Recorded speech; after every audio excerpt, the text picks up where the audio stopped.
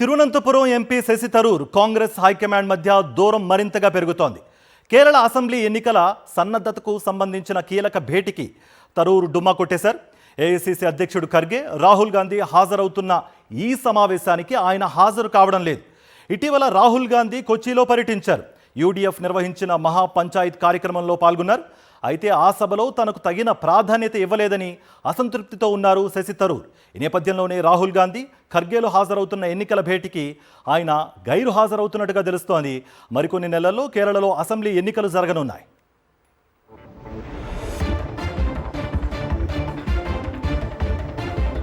గత కొంతకాలంగా శశి థరూర్ కాంగ్రెస్ వ్యవహారాలకు దూరంగా ఉంటున్నారు.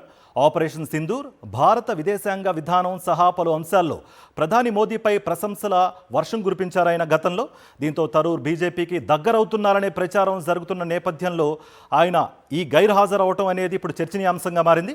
ఇటీవల జరిగిన తిరువనంతపురం కార్పొరేషన్ ఎన్నికల్లో బీజేపీ ఘన విజయం సాధించడం వెనుక థరూర్ మద్దతు ఉందనే వార్తలు కూడా వినిపించాయి. ఎన్నికల ముందే ఆయన బీజేపీ గూటికి చేరే అవకాశం ఉందనే గుసగుసలు కూడా వినిపిస్తున్నాయి. ఈ సమయంలో రాహుల్, ఖర్గేలతో భేటీకి శశి థరూర్ దూరం జరగడం ప్రాధాన్యత సంతరించుకుంది. తిరువనంతపురం నుంచి 4 సార్లు ఎంపీగా గెలిచారు శశి థరూర్.